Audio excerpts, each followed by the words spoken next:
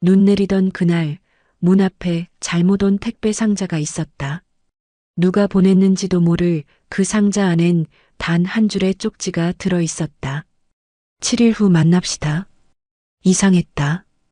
발신인은 없었고 상자 속 물건은 오래된 폴라로이드 사진 한 장. 사진 속에는 이미 30년 전에 세상을 떠난 첫사랑 윤지은이 있었다.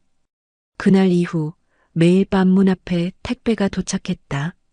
카세트 테이프, 편지, 낡은 스웨터 그리고 마지막 상자엔 그녀의 병실 영상이 들어 있었다. 성호야, 이걸 볼 땐 난 이미 없겠지. 하지만 7일 동안은 내게 갈게. 죽기 일주일 전 그녀는 미래로 향하는 택배를 예약해 둔 것이었다. 그리고 마지막 날 밤 눈이 내렸다. 문이 스르르 열리고 익숙한 향기가 스쳐갔다. 고마워, 성호야. 이제 진짜 안녕. 눈 내리던 날 잘못 온 택배 상자, 그 안에 담긴 건 세상을 떠난 그녀의 마지막 사랑이었다.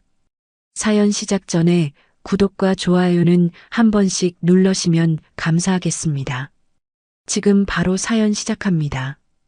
겨울의 문 앞에서 박성호는 오늘도 똑같은 아침을 맞았습니다. 서울 외곽 낡은 단독주택의 거실 시계는 오전 8시를 가리키고 있었죠. 창밖으로 보이는 풍경은 어제와 다를 게 없었습니다. 회색빛 하늘, 앙상한 나뭇가지들, 그리고 골목길을 지나는 몇 안 되는 행인들의 발걸음 소리만이 고요를 깨뜨릴 뿐이었습니다. 55세의 나이로 회사에서 명예퇴직을 한 지 벌써 2년이 흘렀습니다. 30년 넘게 다니던 직장을 떠날 때만 해도 성호는 새로운 삶이 시작될 거라 믿었죠. 등산도 다니고 여행도 가고 못 읽었던 책들도 실컷 읽으리라 다짐했습니다. 하지만 현실은 달랐습니다. 아내 영숙이가 3년 전 폐암으로 세상을 떠나면서 모든 계획은 무너져 내렸습니다. 거실벽에 걸린 액자 속에서 영숙이는 여전히 환하게 웃고 있었습니다. 성호는 매일 아침 그 사진을 바라보며 커피를 마셨죠. 진한 블랙커피의 쓴맛이 목구멍을 타고 내려갈 때마다 아내가 늘 타주던 달달한 믹스커피가 그리워졌습니다. 영숙이는 늘 말했죠. 커피는 달아야 제맛이라고. 인생이 충분히 쓴데 커피까지 쓸 필요가 있냐고 말입니다. 딸 수진이는 작년에 미국인 남편을 따라 뉴욕으로 떠났습니다. 일주일에 한 번씩 영상통화를 하지만 시차 때문에 제대로 된 대화를 나누기도 쉽지 않았죠. 수진이는 늘 아버지를 걱정했습니다. 혼자 계시는 게 외로우실 텐데 이쪽으로 오시지 않겠냐고 물어봤지만 성호는 매번 고개를 저었습니다. 평생 살아온 이 집을 떠날 수는 없었습니다. 영숙이와의 추억이 곳곳에 배어있는 이곳을 말입니다. 아침 식사는 간단했습니다. 어제 먹다 남은 김치찌개를 데워 먹고 밥 한 공기를 뚝딱 해치웠죠. 혼자 먹는 밥상은 늘 허전했습니다. 텔레비전을 켜놓아도 그 공허함은 채워지지 않았습니다.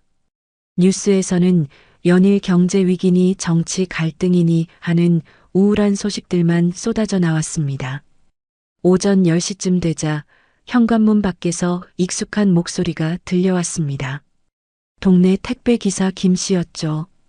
2, 3년째 이 동네를 담당하고 있는 김 기사는 성호에게는 거의 유일한 대화 상대였습니다.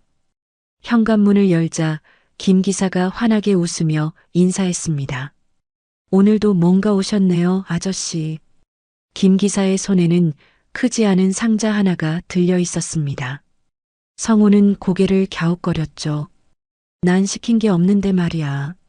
최근에 인터넷 쇼핑을 한 기억도 없었고 누군가 선물을 보낼 만한 사람도 떠오르지 않았습니다. 김 기사는 송장을 확인하며 말했습니다. 주소는 맞는데요.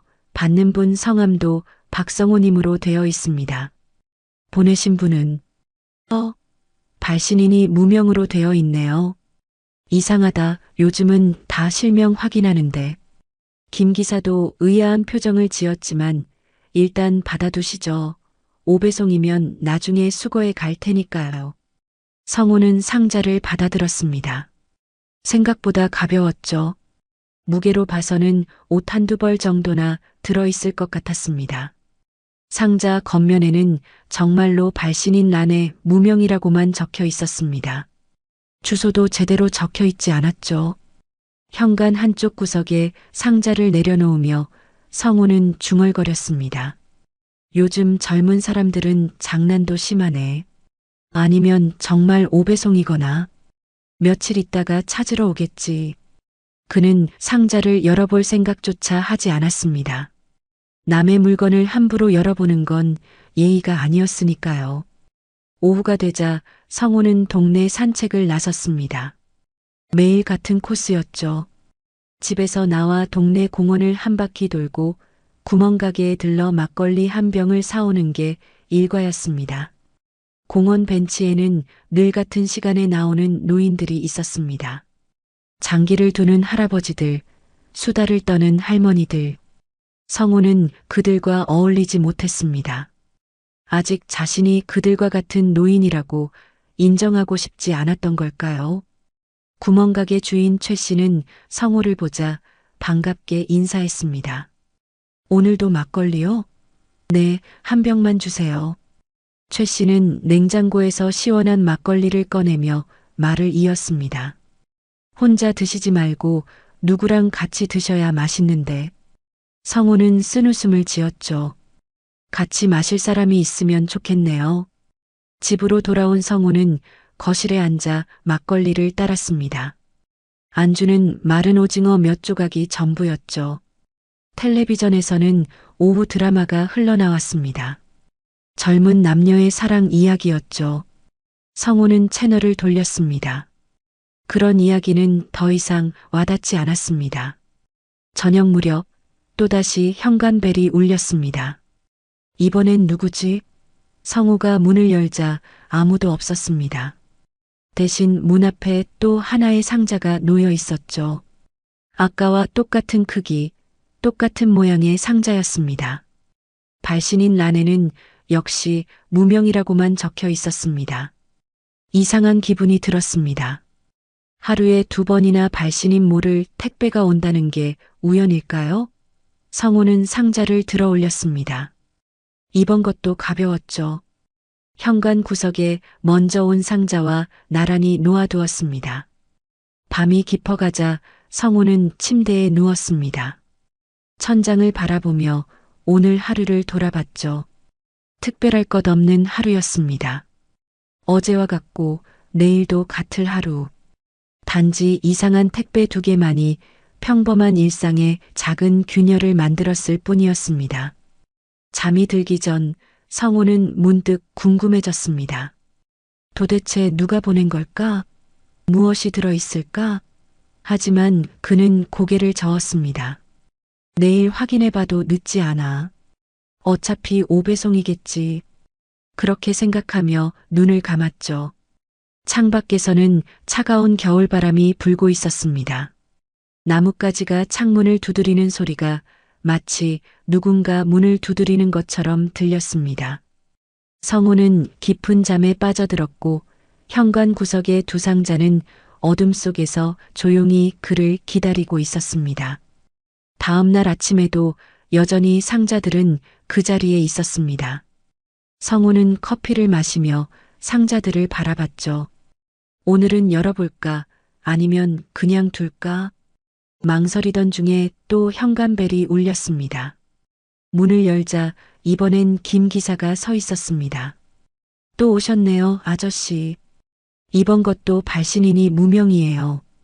이제 3개째였습니다. 균열의 시작은 예상치 못한 순간에 찾아왔습니다. 사흘째 되는 날 서울에 첫눈이 내렸죠. 하얀 눈송이들이 회색빛 도시를 뒤덮기 시작했습니다. 성우는 창밖을 바라보며 어린 시절을 떠올렸습니다. 충청도 시골에서 자란 성우에게 눈은 특별한 의미였죠. 어머니가 끓여주시던 팥죽의 따뜻함, 아버지와 함께 만들던 눈사람, 그리고 첫사랑과 함께 걸었던 눈 덮인 대학 캠퍼스까지 현관 구석에 쌓여 있는 상자들이 문득 눈에 들어왔습니다. 벌써 5개가 되었죠. 매일 하나씩 늘어나는 상자들을 보며 성우는 묘한 불안감을 느꼈습니다. 도대체 누가 왜 이런 짓을 하는 걸까요? 오늘은 열어봐야겠다는 생각이 들었습니다. 성우는 첫 번째 상자를 집어들었습니다. 테이프를 조심스럽게 떼어내고 상자를 열었죠. 안에는 뜻밖의 물건이 들어 있었습니다. 오래된 폴라로이드 사진 한 장과 누렇게 바랜 편지지 한 장. 사진을 들어 올리는 순간 성우의 손이 떨리기 시작했습니다. 사진 속에는 젊은 시절의 자신이 있었습니다. 그리고 그 옆에는 한 여자가 환하게 웃고 있었죠. 윤지은. 30년도 더 된 과거에서 온 듯한 그 이름이 성우의 가슴을 후벼 팠습니다. 1989년 겨울, 대학 3학년 때였습니다. 캠퍼스 뒷산에서 찍은 사진이었죠. 지은이는 빨간 목도리를 두르고 있었고 성우는 어색하게 카메라를 바라보고 있었습니다. 편지지를 펼쳐보니 단 한 줄만 적혀 있었습니다. 7일 후 만납시다. 그때처럼 눈 오는 날. 글씨체가 낯익었습니다. 둥글둥글한 글씨, 받침을 유독 작게 쓰는 버릇. 분명 지은이의 글씨체였죠. 하지만 그건 불가능한 일이었습니다. 지은이는 30년 전 대학 졸업을 앞두고 교통사고로 세상을 떠났으니까요. 성우는 주저앉았습니다. 머릿속이 하얗게 변했죠. 누군가의 잔인한 장난일까요? 아니면 자신이 무언가를 착각하고 있는 걸까요? 떨리는 손으로 사진을 다시 들여다봤습니다. 사진 뒷면에는 날짜가 적혀 있었습니다. 1990년 2월 14일. 발렌타인데이였죠. 지은이가 직접 초콜릿을 만들어 왔던 날이었습니다. 그날의 기억이 홍수처럼 밀려왔습니다. 도서관 앞에서 수줍게 초콜릿을 내밀던 지은이의 모습, 함께 걸었던 눈 덮인 캠퍼스, 따뜻했던 손의 온기까지. 성우는 오랫동안 잊고 지냈다고 생각했던 기억들이 이렇게 선명하게 남아있다는 사실에 놀랐습니다. 두 번째 상자를 열었습니다. 안에는 카세트 테이프 하나와 작은 쪽지가 들어 있었죠. 카세트에는 지은의 음악이라고 적혀 있었습니다. 쪽지에는 이렇게 쓰여 있었습니다. 음악을 틀면 내가 들을게요. 성우는 다락방에 올라가 오래된 카세트 플레이어를 찾아냈습니다. 먼지를 털어내고 건전지를 새로 넣었죠. 테이프를 넣고 재생 버튼을 눌렀습니다. 잡음 섞인 전주가 흘러나오더니 곧 익숙한 멜로디가 시작되었죠. 김광석의 잊어야 한다는 마음으로였습니다. 지은이가 가장 좋아했던 노래였죠. 성우는 무너져 내렸습니다. 눈물이 멈추지 않았습니다. 30년 전 지은이와 함께 노래방에서 불렀던 바로 그 노래였으니까요. 그때 지은이는 말했었죠. 이 노래처럼 우리도 헤어지면 잊을 수 있을까요? 성우는 절대 잊지 않을 거라고, 평생 기억할 거라고 대답했었습니다. 하지만 시간이 흐르면서 그 약속은 희미해졌고 영숙이를 만나 결혼하면서 지은이의 기억은 마음 깊은 곳에 묻어두었습니다. 세 번째 상자에는 대학 때 쓰던 공책이 들어 있었습니다. 표지에는 경제학개론이라고 적혀 있었지만 안에는 강의 내용 대신 연애 편지들이 빼곡히 적혀 있었죠. 성우가 지은이에게 쓰려다 결국 전하지 못한 편지들이었습니다. 어떻게 이런 것까지 갖고 있었을까요? 네 번째 상자에는 영화 티켓 2장이 들어 있었습니다. 1990년 3월에 개봉했던 영화 우리들의 행복한 시간 티켓이었죠. 지은이와 마지막으로 함께 본 영화였습니다. 티켓에는 좌석 번호까지 선명하게 적혀 있었습니다. 지열 12번, 13번. 극장 한가운데 자리였죠. 5번째 상자를 열자 향수 냄새가 퍼졌습니다. 작은 향수병 하나와 편지 한 통이 들어 있었죠. 지은이가 늘 뿌리던 은은한 라일락 향이었습니다. 편지를 펼쳐보니 이렇게 적혀 있었습니다. 성호야, 놀랐지? 미안해. 하지만 꼭 한 번은 너를 다시 만나고 싶었어. 비록 이런 방식이지만 성호는 혼란스러웠습니다. 이건 누군가의 장난이 아니었습니다. 이 모든 물건들은 진짜였고 지은이와 자신만이 알 수 있는 것들이었죠. 하지만 죽은 사람이 어떻게 택배를 보낼 수 있단 말입니까? 성호는 택배 송장을 다시 확인했습니다. 발신 주소가 희미하게 보였죠. 서울시 중랑구 망우동. 망우동? 거기는 망우공원 묘지가 있는 곳이었습니다. 그리고 그곳에는 지은이의 무덤도 있었죠. 성호는 결혼 후 한 번도 찾아가지 못했던 그곳을 떠올렸습니다. 밤이 깊어졌지만 성호는 잠을 이룰 수 없었습니다. 거실에 앉아 막걸리를 마시며 사진을 바라봤죠. 지은이는 여전히 23살의 모습으로 웃고 있었습니다. 그때 우리는 왜 그렇게 헤어졌을까요? 왜 마지막 인사조차 제대로 하지 못했을까요? 사실 지은이가 사고를 당한 날 성호는 다른 여자와 소개팅을 하고 있었습니다. 부모님이 주선한 맞선이었죠. 그 여자가 바로 영숙이었습니다. 지은이의 부고를 들었을 때 성호는 죄책감에 무너져 내렸습니다. 장례식장에도 가지 못했죠. 그저 멀리서 지켜볼 수밖에 없었습니다. 다음 날 아침 6번째 상자가 도착했습니다. 이번에는 붉은 편지 봉투 하나만 들어 있었죠. 봉투를 열자 편지지가 나왔습니다. 그날 내가 떠난 게 미안했어. 하지만 나 아직 여기 있어. 7일째 되는 날 눈이 오면 우리가 처음 만났던 그곳에서 기다릴게. 우리가 처음 만났던 곳. 그건 대학 도서관 앞 벤치였습니다. 1989년 가을, 낙엽이 떨어지던 날이었죠. 지은이가 들고 있던 책을 떨어뜨렸고 성호가 주워줬습니다. 그때 처음 눈이 마주쳤죠. 지은이의 까만 눈동자가 햇빛에 반짝였던 게 아직도 생생했습니다. 성호는 결심했습니다. 내일 망우동으로 가야겠다고. 이 모든 것의 진실을 확인해야겠다고. 누군가 자신을 시험하는 것이든 아니면 정말로 불가능한 일이 일어난 것이든 이대로 두고 볼 수만은 없었습니다. 그날 밤 성호는 오랜만에 앨범을 꺼냈습니다. 대학 시절 사진들이 한 장 한 장 넘어갔죠. 지은이와 함께한 축제, MT, 도서관에서 함께 공부하던 모습들. 그리고 마지막 페이지에는 지은이가 준 마지막 선물이 끼워져 있었습니다. 네잎클로버였죠. 이미 바싹 말라 있었지만 그 형태는 그대로였습니다. 행복을 가져다 준다는 네잎클로버. 지은이는 그걸 찾느라 한나절을 보냈다고 했었죠. 성호야, 이걸 갖고 있으면 평생 행복할 거야.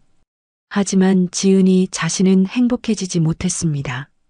23세 나이에 세상을 떠났으니까요. 성호는 전화기를 들었다 놨다를 반복했습니다.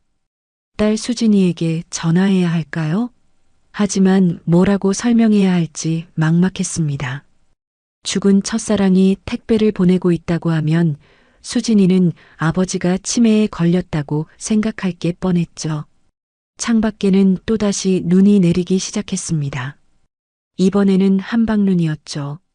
하얀 눈송이들이 세상을 뒤덮어가는 모습을 보며 성호는 생각했습니다. 어쩌면 이 모든 게 꿈일지도 모른다고. 하지만 현관 구석에 쌓인 상자들과 그 안의 물건들은 너무나 실제했습니다. 7일째가 다가오고 있었습니다. 과연 그날 무슨 일이 일어날까요? 성호는 두려우면서도 기대가 되었습니다. 30년 만에 지은이를 다시 만날 수 있을까요? 비록 그것이 환상일지라도 단 한 번만이라도 다시 만날 수 있다면 상자의 비밀을 추적하기로 마음먹은 성우는 아침 일찍 망우동으로 향했습니다. 버스를 타고 가는 내내 창밖의 풍경이 낯설게 느껴졌죠. 30년 동안 한 번도 가지 않았던 그곳을 다시 찾아간다는 사실이 믿기지 않았습니다. 손에는 택배 송장을 꼭 쥐고 있었습니다. 희미하게 적힌 주소를 따라가면 무언가 답을 찾을 수 있을 거라 믿었죠. 망우동 사거리에서 내린 성우는 주변을 둘러봤습니다. 많은 것이 변했지만 큰 틀은 그대로였죠. 저 멀리 망우공원 묘지로 가는 길이 보였습니다. 하지만 성우가 찾는 곳은 묘지가 아니었습니다. 송장에 적힌 주소는 망우동 357번지. 옛날 지은이가 살던 하숙집이 있던 자리였죠. 골목길을 따라 걸어가니 기억 속의 풍경들이 하나둘 되살아났습니다. 저 모퉁이 구멍가게는 아직도 그 자리에 있었고 지은이와 함께 라면을 먹었던 분식집 자리엔 카페가 들어서 있었습니다. 그리고 마침내 357번지에 도착했을 때 성우는 놀라움을 감출 수 없었습니다. 낡은 2층 건물이 아직도 그 자리를 지키고 있었던 겁니다. 벽은 곳곳이 갈라지고 페인트는 벗겨졌지만 분명 그때 그 하숙집이었죠. 1층은 빈 상가로 변했지만 2층으로 올라가는 계단은 그대로였습니다. 녹슨 우편함들이 현관 옆에 줄지어 있었는데 그중 하나에 희미하게 윤지은이라는 이름이 남아 있었습니다. 성우는 떨리는 손으로 우편함을 열어봤습니다. 텅 비어 있을 거라 생각했는데 안에는 작은 열쇠 하나가 들어 있었죠. 낡은 황동 열쇠였습니다. 열쇠 고리에는 203호라고 적혀 있었습니다. 지은이가 살던 방 번호였죠. 성우는 망설였습니다. 30년이 지난 지금 그 방이 아직도 있을까요? 계단을 올라가는 발걸음이 무거웠습니다. 삐걱거리는 나무 계단 소리가 과거의 메아리처럼 들렸죠. 2층 복도는 어두컴컴했습니다. 전구 대부분이 나가 있었고 희미한 햇빛만이 창문을 통해 들어왔습니다. 201호, 202호를 지나 마침내 203호 앞에 섰습니다. 문은 굳게 닫혀 있었지만 문패 자리에 희미하게 윤지은이라는 이름이 남아 있었습니다. 성우는 열쇠를 꺼내 자물쇠에 넣었죠. 찰칵 소리와 함께 문이 열렸습니다. 순간 시간이 멈춘 듯한 느낌이 들었습니다. 방 안은 마치 30년 전 그대로인 것처럼 보존되어 있었던 겁니다. 작은 책상, 침대, 옷장, 그리고 벽에 붙어 있는 사진들까지 먼지만 수북이 쌓였을 뿐 모든 게 그대로였죠. 책상 위에는 펼쳐진 노트가 있었고 마지막 페이지에는 이렇게 적혀 있었습니다. 1990년 3월 27일. 오늘 성우를 만나면 고백하려고 해. 더 이상 미룰 수 없어. 성우는 주저앉았습니다. 3월 28일이 지은이가 사고를 당한 날이었죠. 하루만 더 일찍 만났다면 그녀의 고백을 들을 수 있었을 텐데 눈물이 흘러내렸습니다. 방 안을 둘러보니 곳곳에 자신과의 추억이 담긴 물건들이 있었습니다. 함께 찍은 사진들, 주고받은 편지들, 그리고 자신이 선물한 인형까지. 책상 서랍을 열자 봉투 하나가 나왔습니다. 성우에게라고 적혀 있었죠. 떨리는 손으로 봉투를 열었습니다. 안에는 긴 편지가 들어 있었습니다. 성우야, 이 편지를 읽고 있다면 내가 떠난 후겠지. 미안해. 너에게 제대로 인사도 못하고 떠나게 되어서. 사실 나는 알고 있었어. 내가 다른 여자를 만나고 있다는 걸. 하지만 괜찮아. 너의 행복이 나의 행복이니까. 단지 마지막으로 한 번만 더 너를 만나고 싶었을 뿐이야. 우리가 함께했던 시간들을 잊지 말아줘.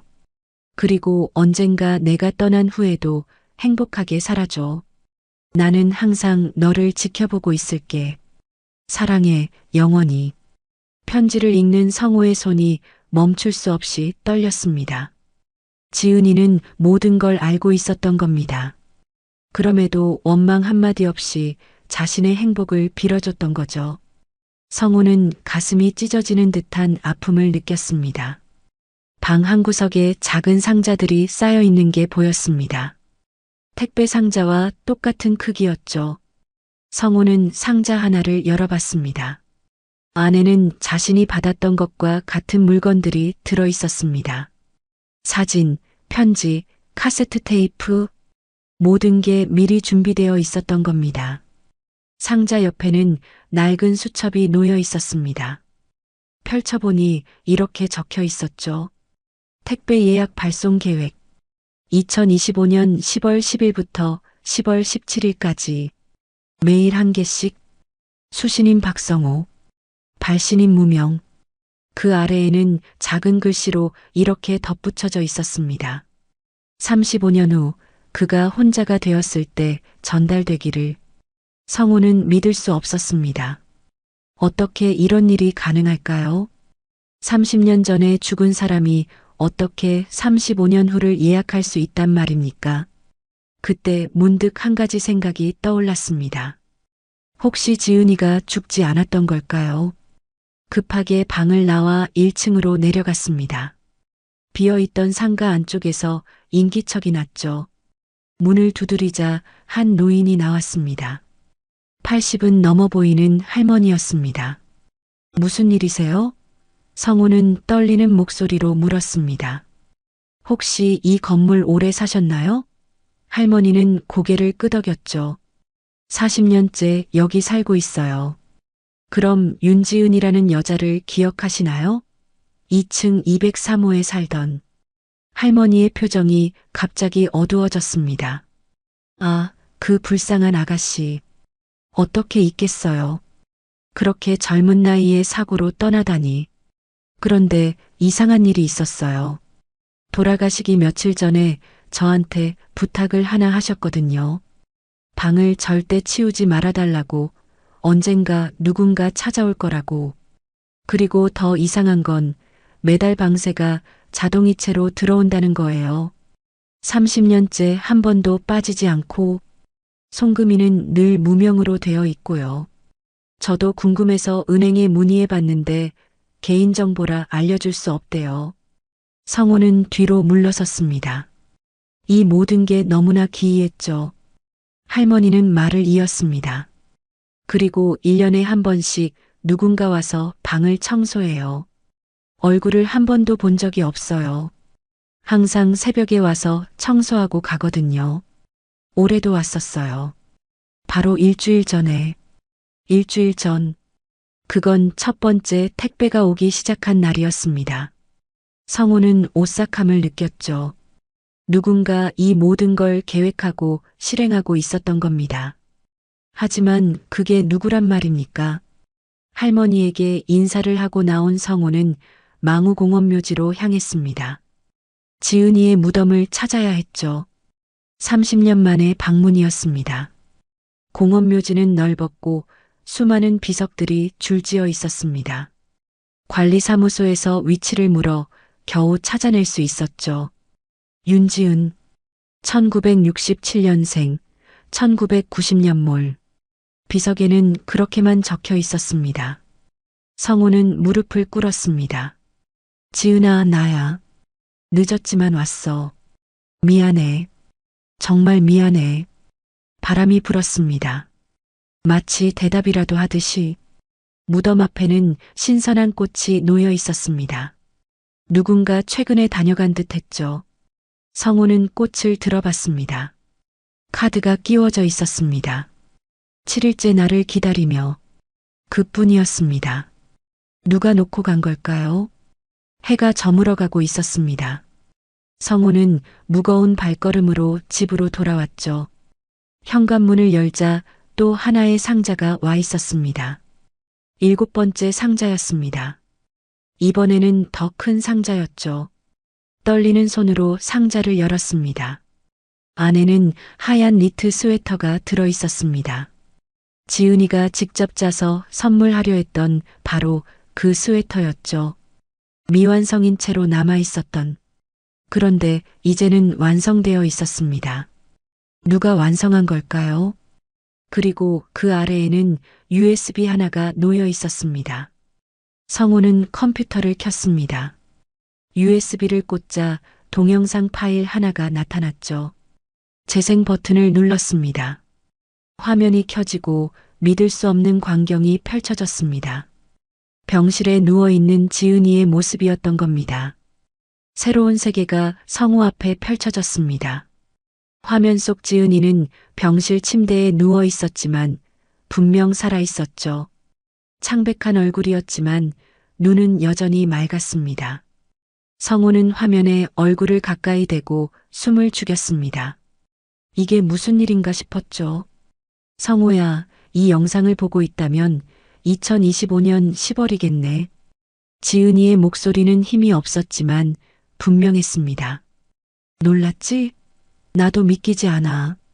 내가 살아있다는 게. 아니, 정확히 말하면 그때는 살아있었다는 게. 카메라가 흔들렸고 누군가 각도를 조정해주는 손이 보였습니다. 지은이는 말을 이었죠. 1990년 3월 28일 모두가 내가 죽었다고 생각했어. 사실 나도 그렇게 될 뻔했지. 하지만 기적적으로 살아났어. 6개월 동안 혼수 상태였다가 깨어났을 때 세상은 이미 내가 죽은 걸로 알고 있었어. 성우는 믿을 수 없다는 표정으로 화면을 응시했습니다. 그럼 지은이가 살아있었단 말인가요? 그런데 왜 자신을 찾아오지 않았을까요? 왜 죽은 척하고 있었을까요? 영상 속 지은이가 힘겹게 몸을 일으켰습니다. 내가 깨어났을 때 너는 이미 영숙 씨와 결혼했더라. 그래, 나도 알고 있었어. 내가 맞선을 본다는 것도 부모님이 원하신다는 것도 나는 내 행복을 방해하고 싶지 않았어. 이미 죽은 사람으로 남는 게 모두에게 좋을 것 같았어. 병실 창밖으로 눈이 내리는 게 보였습니다. 지은이는 창밖을 바라보며 말했죠. 그래서 난 다른 삶을 살기로 했어. 이름도 바꾸고 고향도 떠났어. 부산에서 작은 책방을 운영하며 조용히 살았지. 가끔 서울에 와서 멀리서 너를 봤어. 딸도 낳고 행복하게 사는 모습을 보니 안심이 되더라. 성우의 눈에서 눈물이 흘러내렸습니다. 지은이가 살아있었다니. 그것도 자신을 멀리서 지켜보며 살았다니. 가슴이 미어지는 것 같았죠. 하지만 이 영상을 찍고 있는 지금 나는 다시 병원에 있어. 이번에는 정말 떠날 시간이 가까워진 것 같아. 폐암 말기야. 의사는 3개월이라고 했지만 나는 알아. 더 짧을 거라는 걸. 그래서 마지막으로 너에게 이 선물을 준비했어. 카메라가 다시 흔들렸고 지은이는 침대 옆 탁자를 가리켰습니다. 거기엔 성우가 받았던 것과 똑같은 상자들이 쌓여 있었죠. 이 상자들을 미리 준비해뒀어. 내가 떠난 후 35년이 지나면 내가 혼자가 되어 있을 거라고 생각했어. 영숙 씨가 먼저 떠날 거라는 건 알고 있었거든. 미안해, 조사를 좀 했어.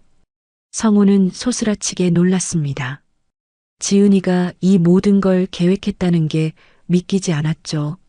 35년 후를 내다보고 준비했다니. 지은이는 계속 말했습니다. 택배회사에 부탁했어. 35년 후 특정 날짜에 배송해달라고. 거액을 지불했지. 내가 운영하던 책방을 팔아서 마련한 돈이야. 그리고 망우동네 옛방도 계속 유지했어. 언젠가 내가 찾아올 거라고 믿었거든. 병실 문이 열리고 간호사가 들어왔습니다. 면회 시간이 끝났다고 알렸죠. 지은이는 서둘러 마지막 말을 전했습니다.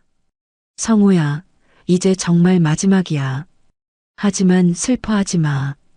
우리가 함께한 시간은 영원히 남을 거야. 7일째 되는 날 눈이 오면 우리가 처음 만났던 그곳에 가줘. 거기 내 마지막 선물이 있을 거야. 영상이 끝나자 또 다른 파일이 나타났습니다. 날짜를 보니 1년 전이었죠. 배경은 다른 병원이었습니다. 훨씬 더 야윈 지은이가 보였습니다. 이번에는 혼자였죠. 성우야, 이건 정말 마지막 영상이야. 내일 수술을 받는데 아마 깨어나지 못할 것 같아. 그래서 마지막으로 한마디 더 남기려고. 지은이의 목소리는 더 약했지만 눈빛은 평온했습니다. 후회하지 않아. 너를 사랑했던 것도, 너를 보내준 것도. 사랑은 소유하는 게 아니라 그 사람의 행복을 바라는 거니까. 너는 충분히 행복했고 그걸 지켜볼 수 있어서 나도 행복했어. 지은이는 잠시 숨을 고르고 말을 이었습니다. 내가 준비한 선물들이 너에게 위로가 되길 바라. 그리고 이제는 놓아줘.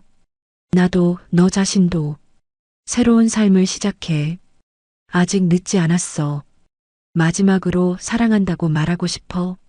처음 만난 그날부터 지금 이 순간까지, 그리고 내가 사라진 후에도 영원히. 안녕, 나의 첫사랑 성우야. 영상이 끝났습니다. 성우는 한참을 움직이지 못했죠. 컴퓨터 화면은 꺼졌지만 지은이의 마지막 모습이 눈앞에 선했습니다. 그녀는 정말로 자신을 사랑했고 그 사랑을 지키기 위해 평생을 숨어 살았던 겁니다. USB에는 또 다른 폴더가 있었습니다. 사진이라는 이름이었죠. 열어보니 수백 장의 사진이 들어 있었습니다. 지은이가 30년 동안 찍은 사진들이었습니다. 부산의 작은 책방, 바다가 보이는 창가, 책들 사이에서 미소 짓는 모습, 그리고 가끔 서울에 와서 멀리서 찍은 성우의 뒷모습도 있었습니다. 성우는 사진을 한 장 한 장 넘겨봤습니다. 지은이도 나이를 먹어갔죠. 23세 풋풋했던 모습에서 50대의 중년 여성이 되어가는 과정이 고스란히 담겨 있었습니다. 하지만 그녀의 눈빛은 변하지 않았습니다. 늘 맑고 따뜻했죠. 마지막 사진은 병실에서 찍은 것이었습니다. 머리는 치료로 다 빠졌지만 환하게 웃고 있었죠. 사진 아래에는 메모가 적혀 있었습니다. 2024년 12월 25일. 마지막 크리스마스. 혼자였지만 행복했어. 너를 사랑할 수 있어서. 성우는 무너져 내렸습니다. 한 여자가 평생 자신만을 사랑하며 살았다는 사실이, 그것도 숨어서 조용히 지켜봐 왔다는 사실이 너무나 가슴 아팠습니다. 그리고 자신은 그 사실도 모른 채 편안하게 살아왔다는 죄책감이 밀려왔죠. 전화벨이 울렸습니다. 딸 수진이었습니다. 아빠, 괜찮으세요? 오늘 통화하기로 했잖아요. 성우는 떨리는 목소리로 대답했습니다. 그래. 깜빡했구나. 수진이는 걱정스러운 목소리로 물었죠. 아빠 목소리가 이상한데 무슨 일 있어요? 성우는 잠시 망설였습니다. 그리고 천천히 말했죠. 수진아, 아빠가 옛날 이야기를 하나 해줄게. 아빠의 첫사랑 이야기를. 수진이는 놀란 듯 했지만 조용히 들어주겠다고 했습니다. 긴 이야기를 마친 후 수진이는 한참을 말이 없었습니다. 그리고 조심스럽게 말했죠. 아빠, 그분이 진짜 돌아가신 건 확실한가요? 혹시 또 어디선가 살아계신 건 아닐까요? 성우는 생각하지 못한 가능성이었습니다. 그러고 보니 영상에서도 수술 받는다고만 했지 죽었다는 건 확인하지 못했죠. 급하게 인터넷을 검색했습니다. 부산 지역 부음란을 뒤졌지만 지은이라는 이름은 찾을 수 없었습니다. 물론 이름을 바꿨다고 했으니 당연한 일이었죠. 그때 문득 한 가지 생각이 떠올랐습니다. 책방. 지은이가 부산에서 책방을 운영했다고 했죠. 성우는 부산 지역 오래된 책방들을 검색하기 시작했습니다. 그리고 마침내 하나를 찾아냈습니다. 기억의 서점. 30년 전 문을 열어 작년까지 운영되다가 주인이 건강상 이유로 폐업했다는 기사였습니다. 기사에는 사진도 있었습니다. 책방 내부 사진이었는데 벽면 가득 책들이 꽂혀 있었죠. 그리고 한 구석에 작은 사진이 걸려 있는 게 보였습니다. 화질이 좋지 않았지만 성우는 알아볼 수 있었습니다. 자신과 지은이가 함께 찍은 그 사진이었던 겁니다. 관계의 갈등과 감정의 균열이 시작된 것은 딸 수진이가 갑작스럽게 귀국하면서부터였습니다. 다음 날 아침 성우가 거실에서 지은이의 사진들을 정리하고 있을 때 현관문이 열렸죠. 수진이가 큰 캐리어를 끌고 들어왔습니다. 아빠 나왔어요. 걱정되어서 그냥 올 수가 없었어요. 성우는 놀라 자리에서 벌떡 일어났습니다. 수진아, 어떻게 갑자기? 비행기 표도 비쌌을 텐데. 수진이는 아버지를 꼭 안아주었죠. 아빠가 더 중요하죠. 어제 통화하고 나서 도저히 그냥 있을 수가 없더라고요. 남편도 가라고 했어요. 수진이의 눈이 테이블 위에 펼쳐진 사진들에 머물렀습니다. 이분이 그 지은 씨예요? 아빠 정말 젊으시네요. 성우는 쑥스러운 듯 사진들을 모았습니다. 그래, 오래전 일이야. 수진이는 아버지의 표정을 살피며 조심스럽게 말했죠. 아빠, 혹시 치매 검사 한번 받아보실래요? 갑자기 이런 일이 생긴다는 게 좀 이상해서요. 성우는 서운한 표정을 지었습니다. 내가 치매라는 거니? 이 모든 게 진짜라니까. 여기 봐라, 영상도 있고 사진도 있잖아. 수진이는 고개를 끄덕였지만 여전히 걱정스러운 눈빛이었죠. 알겠어요. 그래도 한번 검사 받아보는 게 어때요? 안심도 되고요. 두 사람 사이에 미묘한 긴장감이 흘렀습니다. 성우는 딸이 자신을 믿지 않는다는 사실에 상처받았고 수진이는 아버지의 정신건강이 걱정스러웠죠. 그때 또다시 현관벨이 울렸습니다. 택배였습니다. 8번째 상자였죠. 이번에는 수진이가 먼저 나가 받았습니다. 또 무명이네요. 아빠, 이거 정말 이상해요. 경찰에 신고해야 하는 거 아니에요? 성우는 고개를 저었습니다. 아니야, 이건 선물이야. 마지막 선물.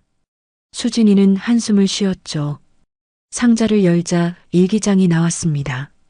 지은이의 일기장이었죠.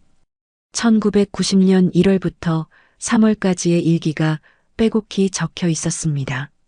성우는 떨리는 손으로 페이지를 넘겼습니다. 거기엔 자신과의 추억이 하루하루 기록되어 있었죠. 2월 14일. 오늘 성우가 초콜릿을 받아주었다. 세상을 다 가진 기분이다. 그의 미소를 보니 모든 용기를 낸 보람이 있었다. 우리 정말 연인이 된 걸까? 아직도 믿기지 않는다. 3월 20일. 성우가 요즘 이상하다. 자주 약속을 취소하고 전화도 잘 받지 않는다. 혹시 다른 여자가 생긴 걸까? 아니야, 그럴 리 없어. 나는 그를 믿는다. 3월 27일. 내일 성우를 만나면 모든 걸 털어놓으려 한다. 사실 나는 알고 있다. 그의 부모님이 반대하신다는 것도, 그가 맞선을 보러 다닌다는 것도. 하지만 포기하고 싶지 않다. 한 번은 내 마음을 전하고 싶다. 마지막 일기였습니다. 3월 28일의 페이지는 비어 있었죠. 그날 아침 집을 나서며 쓰려 했을 일기는 영영 쓰이지 못했습니다. 성우는 일기장을 덮었습니다. 가슴이 먹먹했죠. 수진이가 옆에 앉아 아버지의 손을 잡았습니다. 아빠, 괴로우시죠? 저도 이제 이해해요. 이분이 아빠를 정말 사랑했구나. 그리고 아빠도 이분을 잊지 못했구나. 성우는 딸의 손을 꼭 잡았습니다. 미안하다, 수진아. 내 엄마한테도 미안하고. 수진이는 고개를 저었습니다. 엄마도 다 알고 계셨을 거예요. 가끔 아빠가 옛날 사진 보시는 거 아셨거든요. 그래도 아무 말씀 안 하셨어요. 아빠를 사랑하셨으니까요. 성우는 놀랐습니다. 영숙이가 알고 있었다니.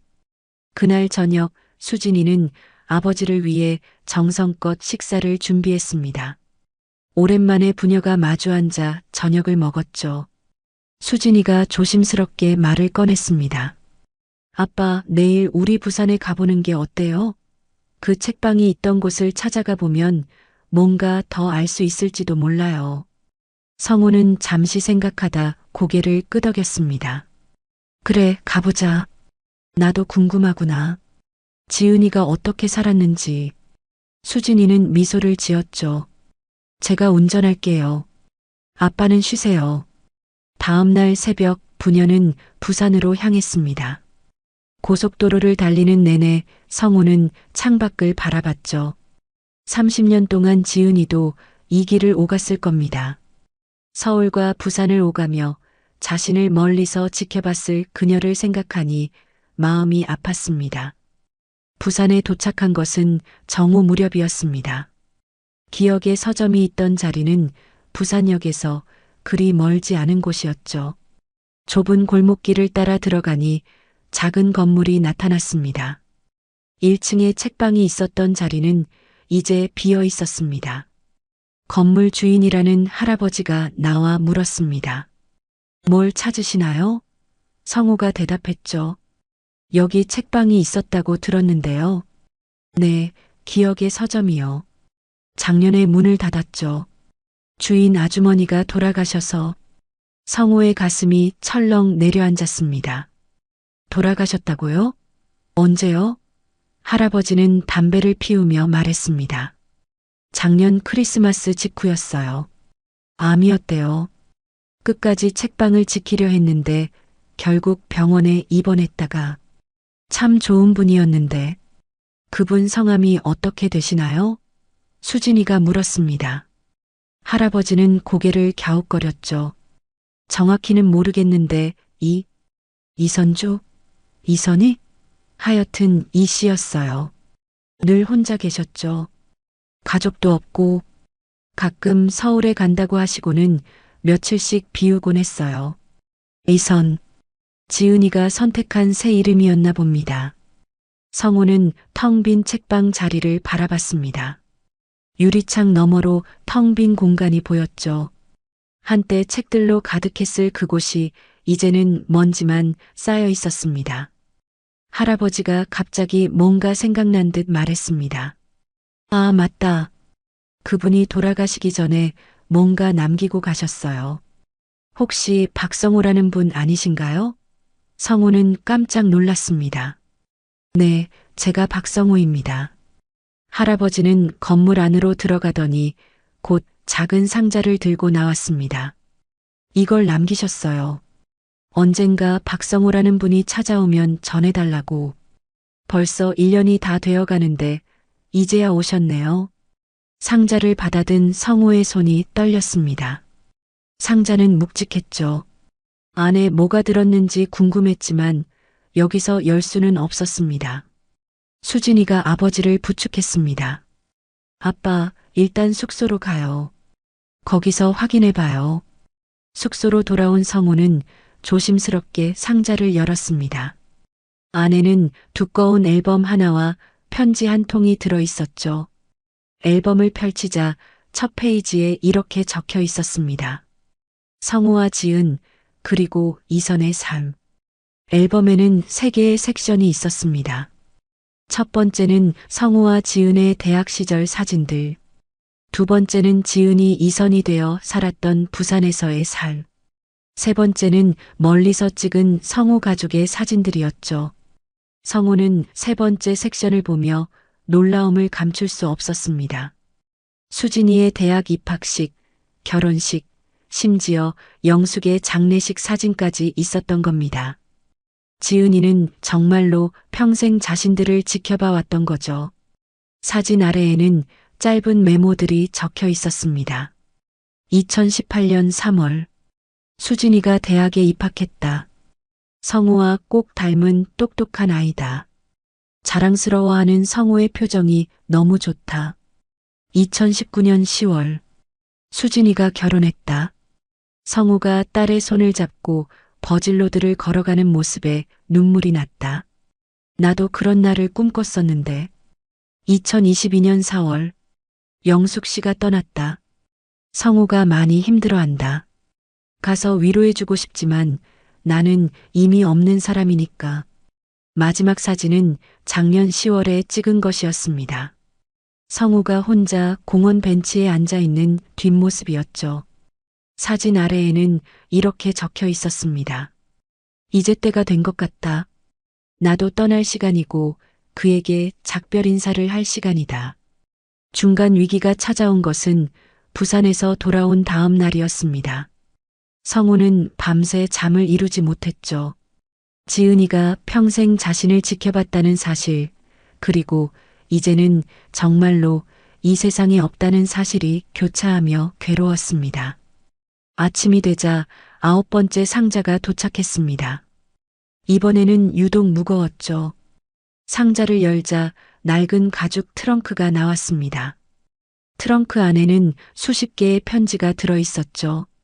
모두 성우에게 쓴 편지였지만 붙이지 못한 것들이었습니다. 날짜를 보니 1990년부터 2024년까지 34년에 걸쳐 쓰인 편지들이었습니다. 1991년 10월 11일. 성우야, 오늘은 내 생일이지. 25살이 되었구나. 나는 병원 침대에 누워 내 생일을 축하하고 있어. 내가 영숙 씨와 행복하길 바라. 진심이야. 2000년 5월 5일. 오늘 신문에서 내 딸 소식을 봤어. 이름이 수진이구나. 예쁜 이름이야. 내가 좋아하는 글자들이네. 수진이가 건강하게 자라길 기도할게. 2010년 8월 15일. 오늘 너를 봤어.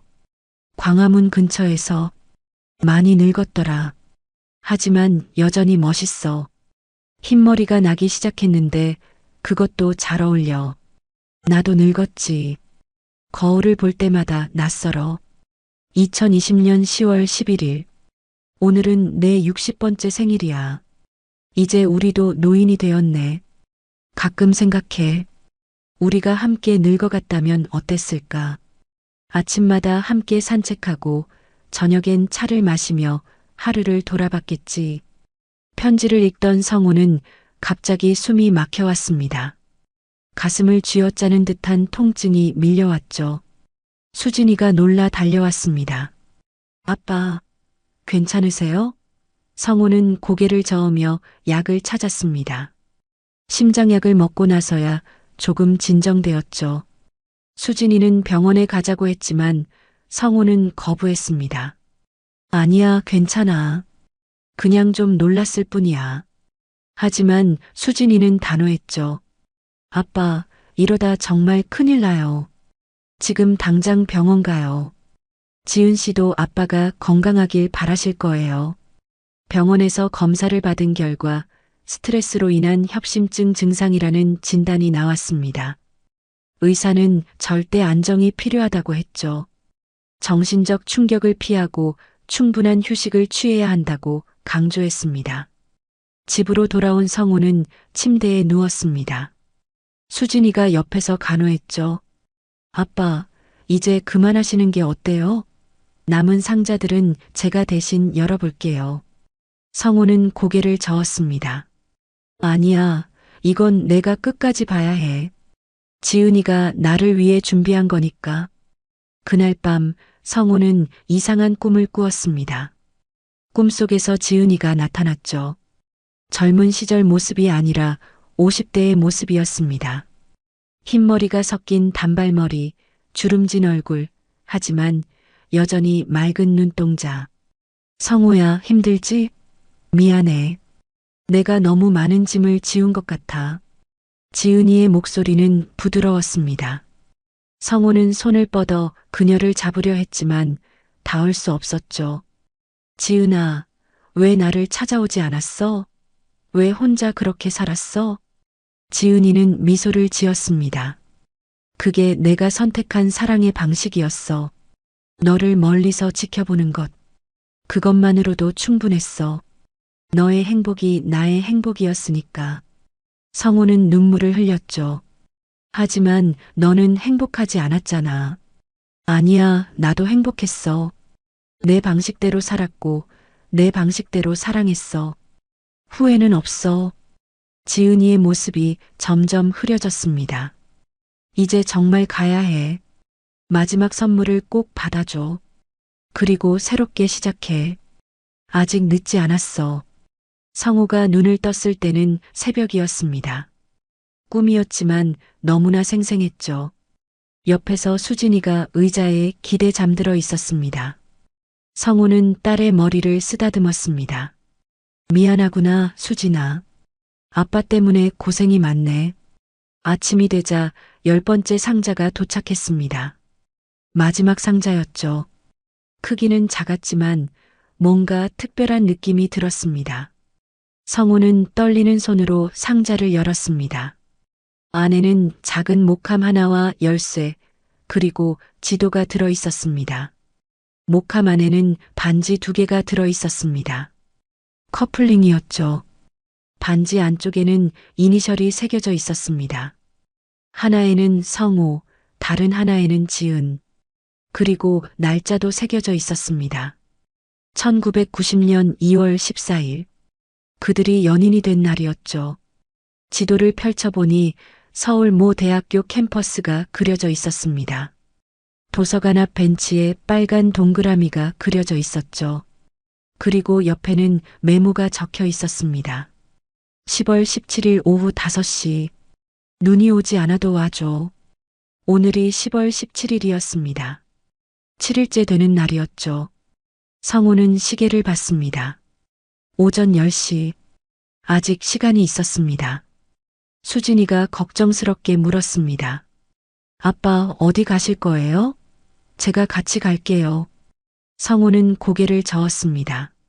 아니야, 이건 혼자 가야 해. 마지막 약속이니까. 수진이는 망설이다가 고개를 끄덕였죠. 알겠어요. 대신 휴대폰 꼭 가지고 가세요. 무슨 일 있으면 바로 전화하고요. 오후 4시 성우는 대학교 정문 앞에 섰습니다. 30년 만에 다시 찾은 캠퍼스는 많이 변했지만 큰 틀은 그대로였죠. 도서관으로 가는 길, 은행나무들은 여전히 그 자리를 지키고 있었습니다. 노란 은행잎이 바람에 흩날렸죠. 도서관 앞 벤치도 그대로였습니다. 낡은 나무 벤치였지만 누군가 관리를 하는지 깨끗했죠. 성우는 벤치에 앉아 기다렸습니다.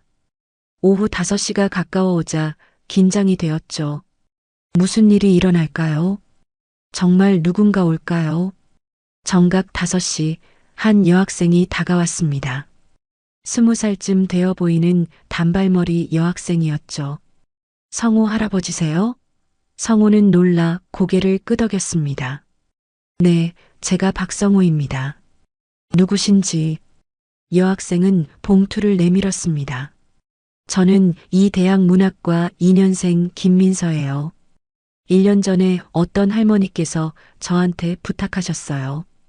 2025년 10월 17일 오후 5시에 이곳에서 박성호라는 분께 이걸 전해달라고요.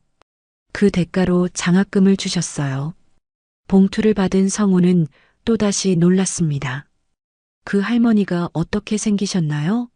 민서는 기억을 더듬으며 말했죠. 짧은 흰머리에 마른 체구셨어요. 많이 아파 보이셨는데 눈빛은 정말 맑으셨어요. 그리고 이상한 말씀을 하셨어요. 무슨 말씀을요? 성우가 급하게 물었습니다. 민서는 조심스럽게 대답했죠. 사랑은 시간을 뛰어넘는다고. 그리고 이 벤치가 모든 것이 시작된 곳이라고 하셨어요. 할아버지께서 오시면 모든 게 제자리를 찾을 거라고도 하셨고요. 민서가 떠난 후 성우는 봉투를 열었습니다. 안에는 편지 한 통과 사진 한 장이 들어 있었죠. 사진은 작년에 찍은 듯 했습니다. 병원 침대에 누운 지은이가 미소를 짓고 있었고 창밖으로는 눈이 내리고 있었습니다. 편지를 펼쳐 읽기 시작했습니다. 성우야, 이게 정말 마지막 편지야. 내가 떠난 후 1년이 지났겠네. 너는 이제 모든 진실을 알게 되었을 거야. 놀랐지? 미안해. 하지만 이런 방식밖에는 없었어. 사실 나는 작년 크리스마스에 떠났어. 혼자였지만 외롭지 않았어. 마지막 순간까지 너를 생각했으니까. 그리고 이 계획을 세웠지. 너에게 줄 마지막 선물을. 이제 너도 알겠지만 사랑은 소유가 아니야. 그 사람의 행복을 진심으로 바라는 거야. 나는 평생 그렇게 살았고 후회하지 않아. 오히려 감사해. 너를 사랑할 수 있어서. 이제 정말 놓아줘. 나를, 그리고 너 자신을. 새로운 삶을 시작해. 아직 늦지 않았어. 행복해져. 그게 내가 바라는 전부야. 안녕. 나의 영원한 첫사랑. 편지를 다 읽은 성우는 하늘을 올려다봤습니다. 구름 사이로 햇빛이 비치고 있었죠. 그리고 놀랍게도 하늘에서 무언가 내리기 시작했습니다. 눈이었습니다. 10월에 내리는 이른 첫눈이었죠. 붕괴의 순간은 예상치 못하게 찾아왔습니다. 첫눈을 맞으며 캠퍼스를 걸어 나오던 성우는 갑자기 쓰러졌죠. 의식을 잃기 직전 하얀 눈송이들 사이로 누군가의 얼굴이 보이는 것 같았습니다. 지은이의 미소 같기도 영숙의 걱정스러운 표정 같기도 했죠. 병원에서 눈을 뜬 것은 이틀 후였습니다. 수진이가 붉은 눈으로 아버지의 손을 잡고 있었죠. 아빠, 정신이 드세요? 제발 걱정 좀 그만 끼치세요. 성우는 딸의 손을 약하게 쥐었습니다. 미안하다, 수진아. 아빠가 너무 무리했구나. 의사가 들어와 상태를 설명했습니다. 급성 심근경색이었어요. 조금만 더 늦었으면 위험했습니다. 앞으로 절대 무리하시면 안 됩니다. 정신적 스트레스도 피하셔야 해요. 성우는 고개를 끄덕였지만 마음은 여전히 무거웠죠. 병실 창밖으로 눈이 계속 내리고 있었습니다. 이례적인 10월의 폭설이라고 뉴스에서 떠들어댔죠. 성우는 창밖을 바라보며 생각에 잠겼습니다. 지은이가 보낸 마지막 선물이었을까요? 이 계절에 맞지 않는 눈이. 수진이가 조심스럽게 말했습니다. 아빠, 제가 집에서 가져온 게 있어요. 병실 탁자 위에는 지은이가 남긴 물건들이 정리되어 있었죠. 사진, 편지, 일기장, 그리고 반지. 성우는 반지를 들어 올렸습니다. 작은 은반지가 병실 조명 아래서 반짝였죠. 그때 병실 문이 열리고 누군가 들어왔습니다. 60대 초반의 여성이었죠. 단정한 차림에 따뜻한 인상을 가진 사람이었습니다. 실례합니다. 박성우 선생님이신가요? 성우와 수진이는 의아한 표정으로 그녀를 바라봤습니다. 네, 그런데 누구신지. 여성은 잠시 망설이다가 입을 열었죠. 저는 정민주라고 합니다. 부산에서 왔어요. 이선. 아니, 윤지은 선배님의 친구였습니다. 성우는 벌떡 일어나려 했지만 수진이가 말렸습니다. 민주 씨는 침대 옆으로 다가왔죠. 선배님이 돌아가시기 전에 저한테 부탁하신 게 있어요. 만약 선생님이 부산에 오시면 연락을 드리라고. 그런데 제가 출장을 가느라 못 만나 뵀네요. 지은이를 아셨다고요? 언제부터요? 성우가 급하게 물었습니다. 민주 씨는 의자에 앉으며 말했죠. 20년 전부터요. 제가 부산에서 서점을 운영하는데 선배님 책방이 근처였거든요. 처음엔 손님과 주인 사이였는데 나중엔 친구가 되었죠. 민주 씨는 가방에서 두꺼운 봉투를 꺼냈습니다. 선배님이 저한테 맡기신 거예요. 선생님께 전해드리라고. 마지막까지 못 보낸 것들이라고 하셨어요. 성우는 떨리는 손으로 봉투를 받았습니다. 묵직했죠. 선배님은 늘 선생님 이야기를 하셨어요. 민주 씨의 목소리가 따뜻했습니다. 첫사랑이 어떤 사람인지, 얼마나 멋진 사람인지, 그리고 얼마나 그리워하는지. 가끔 서울에 가실 때마다 멀리서 선생님을 보고 오셨다고 자랑하듯 말씀하셨죠. 왜 저를 찾아오지 않으셨을까요? 제가 그렇게 원망스러우셨을까요? 성우의 목소리가 떨렸습니다. 민주 씨는 고개를 저었죠. 아니에요. 오히려 감사해 하셨어요. 선생님이 행복하게 사셨다고, 그게 자신에게는 가장 큰 선물이었다고. 민주 씨는 말을 이었습니다. 선배님은 특별한 분이셨어요. 혼자 사셨지만 외로워하지 않으셨고, 늘 책을 읽고 글을 쓰며 사셨죠. 가끔 동네 아이들한테 동화책을 읽어주시고, 어려운 학생들에게는 책을 공짜로 나눠주기도 하셨어요. 그리고 매년 2월 14일이면 특별한 일을 하셨어요. 민주 씨가 미소를 지었죠. 동네 젊은 연인들에게 초콜릿을 나눠주셨어요. 사랑은 표현해야 한다고, 후회하지 말라고 말씀하시면서요. 성우는 눈물을 참을 수 없었습니다. 그게 우리가 처음 연인이 된 날이었어요. 수진이도 눈시울이 붉어졌죠. 정말 순수한 사랑이었네요. 민주 씨가 조심스럽게 또 다른 이야기를 꺼냈습니다. 그리고 선배님이 돌아가시기 일주일 전 이상한 일이 있었어요. 갑자기 모든 걸 정리하시더라고요. 책방도 정리하고 짐도 정리하고, 그리고 저한테 말씀하셨어요. 이제 갈 때가 되었다고. 마지막 날 병원에 가기 전에 저를 찾아오셨어요. 그리고 이 봉투를 주시면서 말씀하셨죠. 1년 후 성우가 날 찾으러 올 거야. 그때 이걸 전해줘. 그리고 내가 행복했다고 꼭 전해달라고. 민주 씨는 또 하나의 이야기를 들려줬습니다. 선배님은 가끔 이런 말씀을 하셨어요. 사랑에도 여러 형태가 있다고. 어떤 사랑은 함께하는 것이고, 어떤 사랑은 떠나보내는 것이고, 어떤 사랑은 멀리서 지켜보는 것이라고. 자신은 세 번째를 선택했을 뿐이라고요. 봉투를 열어본 성우는 또 한 번 놀랐습니다. 안에는 작은 수첩들이 가득했죠. 표지를 보니 2000년부터 2024년까지의 연도가 적혀 있었습니다. 일기였습니다. 매일은 아니지만 특별한 날들의 기록이었죠.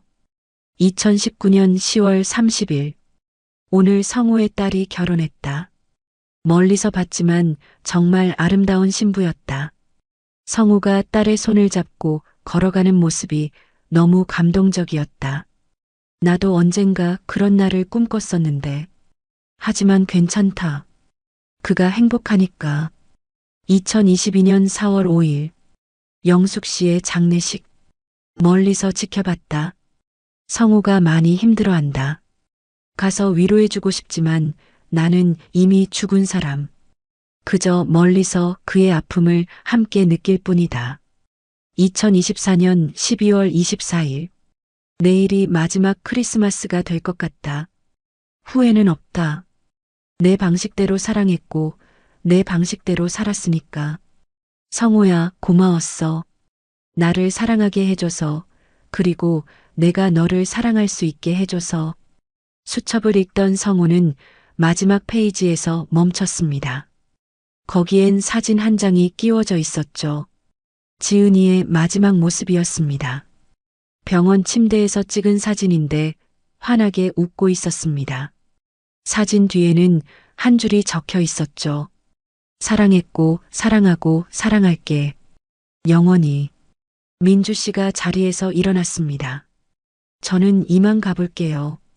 선배님의 부탁을 지킬 수 있어서 다행이에요. 아, 그리고 한 가지 더. 민주 씨는 작은 열쇠를 꺼냈죠. 이건 선배님 책방 열쇠예요.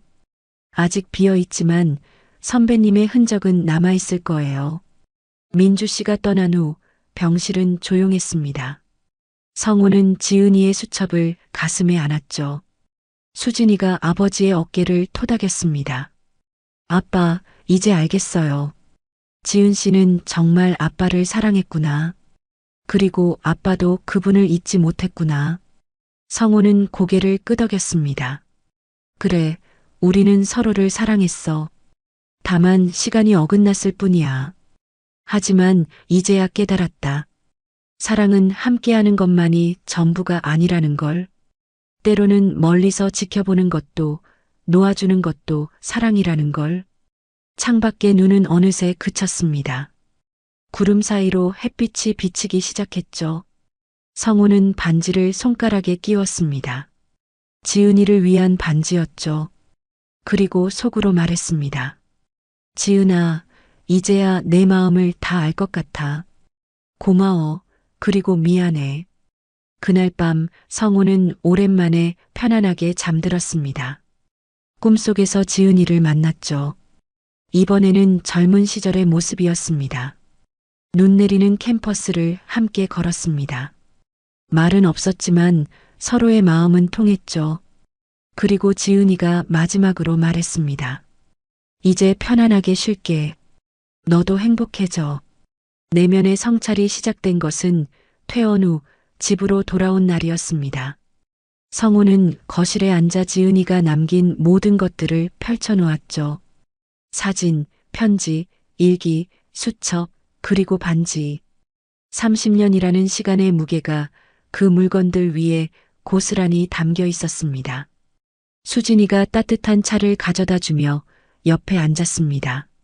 아빠, 이제 어떻게 하실 거예요? 성우는 창밖을 바라보며 대답했죠. 모르겠다. 아직은 모든 게 꿈만 같아서. 정말 지은이가 떠난 게 맞는 걸까? 어딘가에 살아있는 건 아닐까? 그때 현관벨이 울렸습니다. 수진이가 나가보더니 곧 편지 하나를 들고 왔죠. 아빠, 이상해요. 택배가 아니라 누가 직접 놓고 간 것 같은데. 봉투에는 박성우 귀하라고만 적혀 있었습니다. 성우는 떨리는 손으로 봉투를 열었죠. 안에는 공증된 서류가 들어 있었습니다. 부산의 한 법무법인에서 보낸 것이었죠. 내용을 읽어보니 놀라운 사실이 적혀 있었습니다. 윤지은, 법적 이름 이선 씨가 생전에 남긴 유언장이었던 겁니다. 본인 이선은 모든 재산을 박성호 씨에게 남깁니다. 부산 중구 소재 건물 일체, 예금 3억 원, 그리고 기억의 서점에 있던 모든 책들. 단 하나의 조건이 있습니다. 그 건물에서 책방을 다시 열어주세요. 이름은 바꾸지 말고 기억의 서점 그대로. 성우는 믿을 수 없었습니다. 지은이가 이런 것까지 준비했다니. 수진이도 놀란 표정이었죠. 아빠, 지은 씨가 정말 대단한 분이었네요. 죽음 앞에서도 미래를 준비하셨다니. 법무법인에서 보낸 또 다른 편지가 있었습니다. 거기엔 지은이가 남긴 마지막 메시지가 담겨 있었죠. 성우에게. 이 편지를 읽고 있다면 내가 떠난 지 1년이 지났겠네. 놀랐지? 내가 재산을 모을 줄은 몰랐을 거야. 30년 동안 열심히 일했어. 책방도 운영하고 번역도 하고 글도 썼거든. 모두 너를 위해서였어. 이상하게 들릴지 모르지만 너를 멀리서 지켜보는 것이 내 삶의 이유였어. 내가 행복하면 나도 행복했고, 내가 슬프면 나도 슬펐어. 그게 내가 선택한 사랑의 방식이었어. 이제 부탁이 하나 있어. 그 책방을 다시 열어줘. 거기서 새로운 삶을 시작해. 혼자가 아니야. 내가 사랑했던 책들이 함께 할 거야. 그리고 가끔은 나를 기억해줘. 그것으로 충분해. 마지막으로 고백할게. 나는 한 번도 너를 원망한 적이 없어. 오히려 감사했어. 너를 사랑할 수 있어서, 그 사랑을 간직하며 살 수 있어서. 비록 함께하지는 못했지만 나는 충분히 행복했어. 편지를 다 읽은 성우는 한참을 말이 없었습니다. 그리고 천천히 일어나 영숙의 사진 앞으로 갔죠. 영숙아, 미안해. 내가 못난 남편이었구나. 너도 다 알면서 모른 척 해줬구나. 수진이가 놀라며 말했습니다. 아빠, 엄마가 알고 계셨어요? 성우는 고개를 끄덕였죠. 아마 그랬을 거야. 내 엄마는 똑똑한 사람이었으니까. 한 번은 이런 말을 한 적이 있어. 누구나 가슴속에 첫사랑은 있는 거라고. 그게 있어야 현재의 사랑도 더 소중한 줄 안다고. 그날 밤 성호는 영숙과의 앨범을 꺼냈습니다. 결혼식 사진, 수진이가 태어났을 때, 가족여행, 영숙의 마지막 생일. 30년의 결혼 생활이 사진 속에 담겨 있었죠. 영숙도 좋은 아내였고 좋은 엄마였습니다. 성호는 깨달았습니다.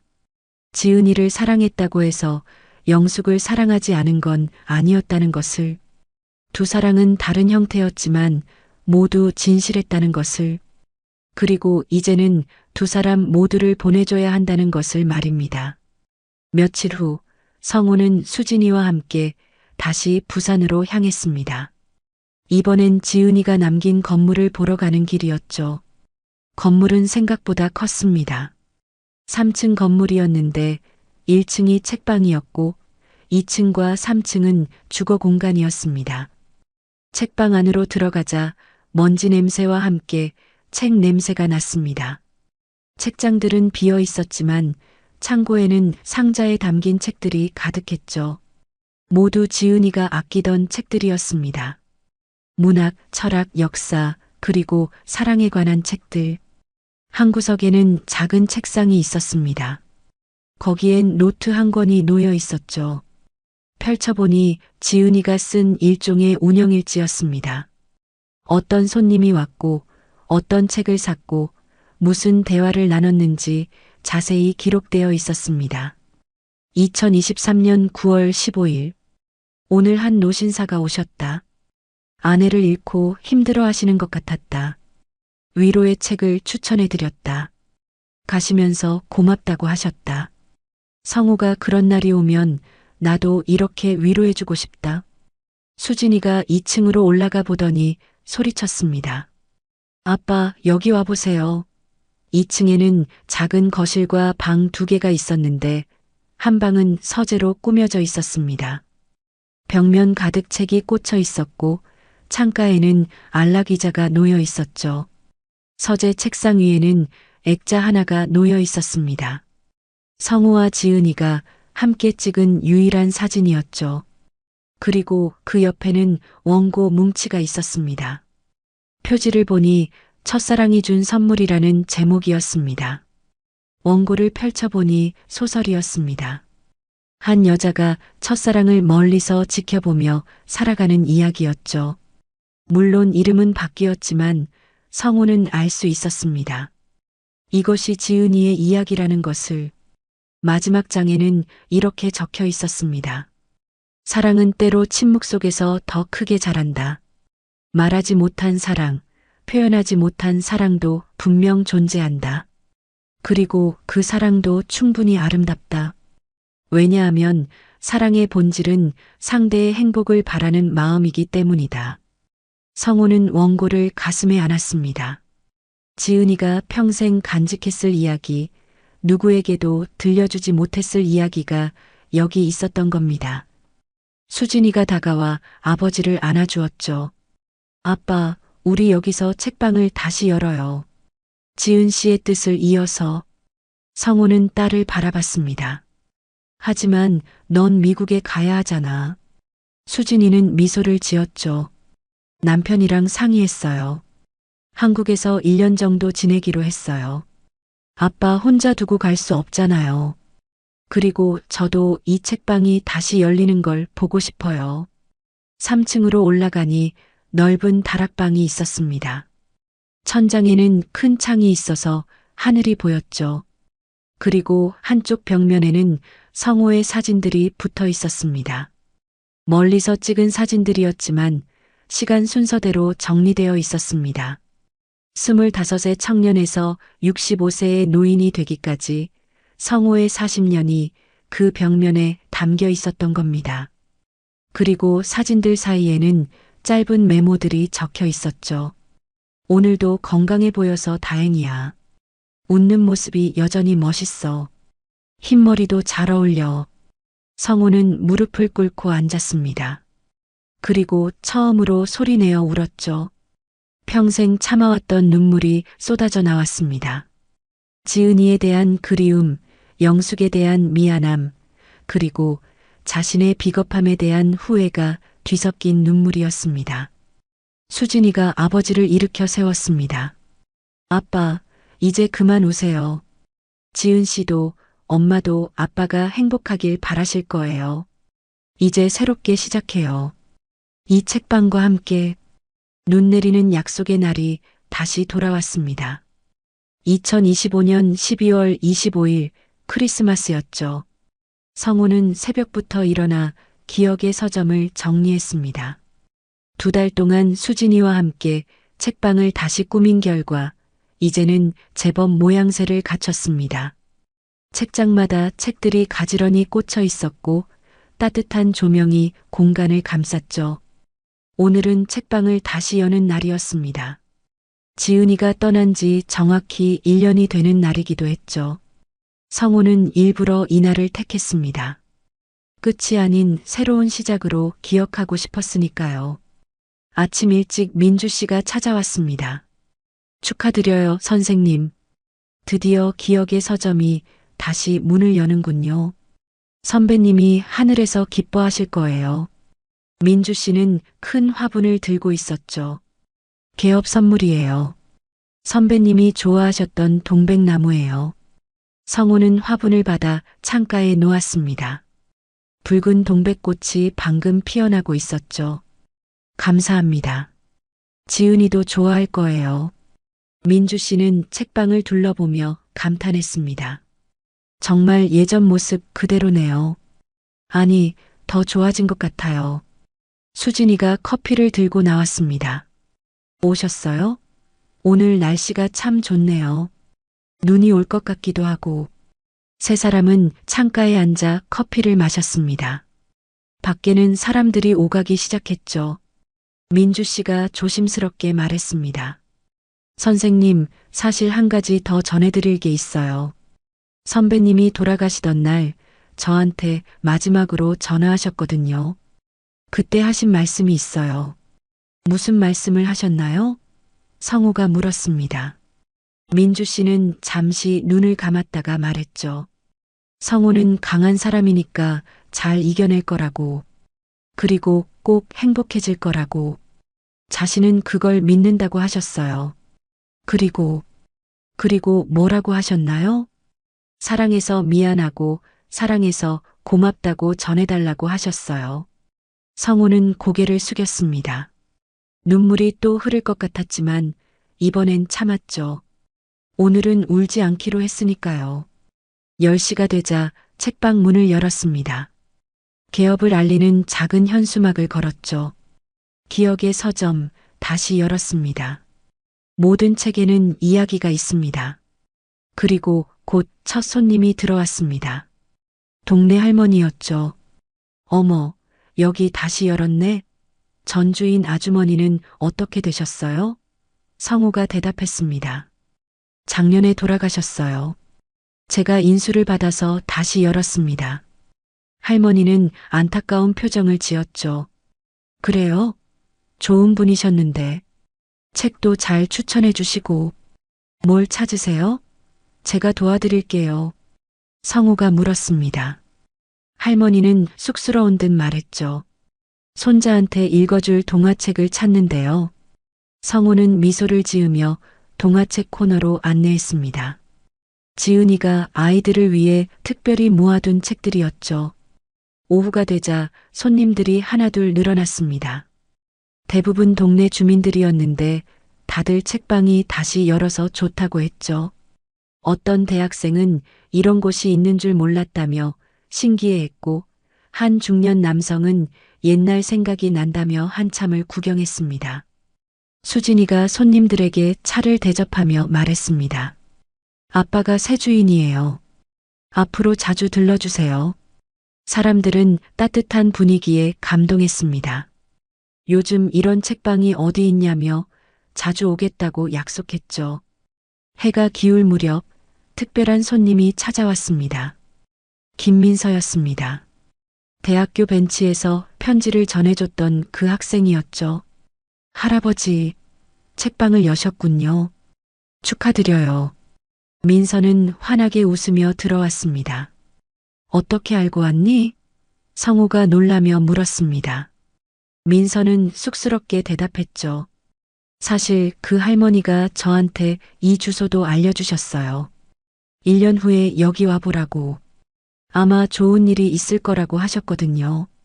민서는 책방을 구경하다가 한 구석에 놓인 액자를 발견했습니다. 성우와 지은이의 사진이었죠. 이분이 그 할머니세요? 정말 아름다우신 분이었네요. 할아버지와 잘 어울리세요. 성우는 고개를 끄덕였습니다. 고마워. 그분도 내가 와줘서 기뻐할 거야. 저녁 무렵 눈이 내리기 시작했습니다. 작년 이맘때처럼 하얀 눈송이들이 하늘에서 내려왔죠. 성우는 창가에 서서 눈을 바라봤습니다. 지은아, 보고 있니? 약속대로 책방을 열었어. 내가 사랑했던 이곳을 계속 지킬게. 수진이가 아버지 옆에 섰습니다. 아빠, 눈이 참 예뻐요. 지은 씨가 보내주신 것 같아요. 성우는 딸의 어깨를 감쌌죠. 그래, 아마 그럴 거야. 크리스마스 선물이겠지. 책방 문을 닫을 시간이 되었습니다. 마지막 손님이 나가고 성우와 수진이만 남았죠. 수진이가 갑자기 뭔가 생각난 듯 말했습니다. 아빠, 깜빡할 뻔했어요. 창고에서 이걸 발견했는데 수진이가 들고 온 것은 작은 상자였습니다. 겉에는 크리스마스에 열 것이라고 적혀 있었죠. 성우의 손이 떨렸습니다. 또 하나의 선물이 있었던 겁니다. 상자를 열자 편지와 함께 작은 오르골이 나왔습니다. 오르골을 열자 익숙한 멜로디가 흘러나왔죠. 김광석의 잊어야 한다는 마음으로였습니다. 그리고 편지를 펼쳤습니다. 성우에게 크리스마스 축하해. 이 편지를 읽고 있다면 책방도 무사히 열었겠지. 수고했어. 이제 정말 마지막 선물이야. 이 오르골은 내가 직접 만든 거야. 내가 외로울 때마다 들어줘. 그리고 기억해줘. 어디선가 내가 함께 듣고 있다는 걸. 우리의 사랑은 끝나지 않았어. 형태만 바뀌었을 뿐이야. 내가 책을 읽을 때, 누군가에게 책을 권할 때, 따뜻한 차를 마실 때, 눈을 바라볼 때, 그 모든 순간에 내가 있을 거야.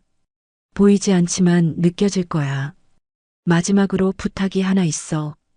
혼자 있지 마. 새로운 사람을 만나도 돼. 아니, 만났으면 좋겠어. 내가 다시 사랑할 수 있다면 그것이 내게 주는 가장 큰 선물일 거야. 사랑은 사랑으로 이어져야 하니까. 메리 크리스마스. 나의 영원한 첫사랑. 그리고 새해 복 많이 받아. 이제는 정말 안녕. 편지를 다 읽은 성우는 오르골을 가슴에 안았습니다. 멜로디는 계속 흘러나왔죠. 수진이가 아버지를 꼭 안아주었습니다. 아빠, 이제 놓아주세요.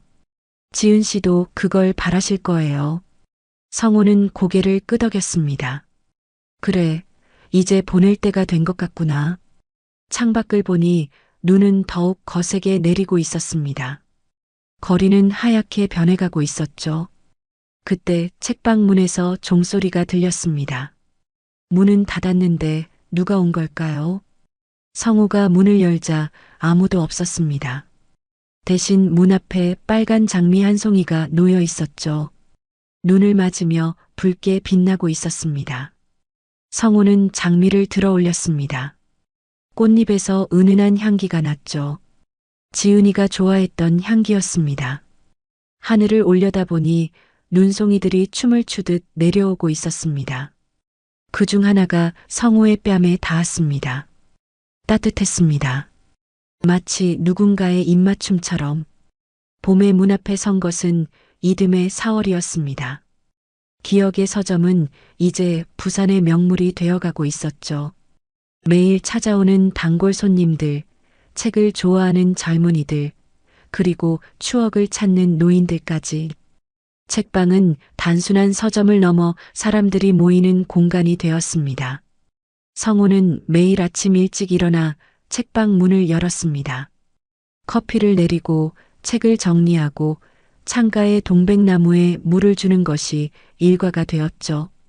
동백은 겨울을 지나 이제 새 잎을 내고 있었습니다. 생명력이 느껴졌습니다. 수진이는 한 달 전 미국으로 돌아갔습니다. 떠나기 전 아버지를 꼭 안으며 말했죠. 아빠, 이제 혼자서도 잘하실 수 있을 거예요. 자주 연락할게요. 그리고 여름에 또 올게요. 성우는 딸을 웃으며 보냈습니다. 이제는 혼자가 아니었으니까요. 오전 10시 책방 문이 열리고 누군가 들어왔습니다. 60대 초반의 여성이었죠. 단정한 차림에 부드러운 인상을 가진 사람이었습니다. 성우는 그녀를 본 적이 있었습니다. 한 달 전부터 매주 화요일마다 오는 손님이었죠. 안녕하세요. 오늘도 오셨네요. 성우가 인사했습니다. 여성은 미소를 지으며 대답했죠. 네, 여기 분위기가 좋아서요. 오늘은 뭘 추천해 주시겠어요? 성우는 신간 코너로 그녀를 안내했습니다. 이번 주에 들어온 책들이에요.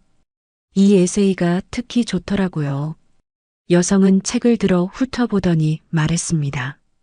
사랑에 관한 책이네요. 좋아요, 이걸로 할게요. 그녀는 책을 사고 늘 앉던 창가 자리에 앉았습니다. 성우가 차를 가져다 주자 고맙다며 받았죠. 잠시 후 그녀가 말을 꺼냈습니다. 사장님, 혹시 시간 있으세요? 여쭤볼 게 있어서요. 성우는 그녀 맞은편에 앉았습니다. 네, 무슨 말씀이신지. 여성은 잠시 망설이다가 입을 열었죠. 사실 저도 이 근처에서 작은 찻집을 운영하고 있어요. 한 블록 떨어진 곳에. 그런데 가끔 이곳을 지나다 보면 묘한 끌림을 느꼈어요. 그래서 용기 내어 들어왔죠. 그리고 알게 되었어요. 여기가 특별한 곳이라는 걸. 특별하다뇨? 성우가 물었습니다. 여성은 책방을 둘러보며 말했죠. 이곳에는 사랑이 있어요. 책 하나하나에, 공간 곳곳에 누군가의 깊은 사랑이 배어 있는 게 느껴져요. 그리고 사장님도 그 사랑을 이어가고 계시는 것 같고요. 성우는 놀랐습니다. 그게 보이시나요? 여성은 고개를 끄덕였죠. 저도 비슷한 경험이 있거든요. 20년 전 남편을 잃었어요. 암이었죠. 그 후로 혼자 살았어요. 재혼하라는 주변의 권유도 많았지만 그럴 수 없었어요. 아직도 남편을 사랑하고 있으니까요.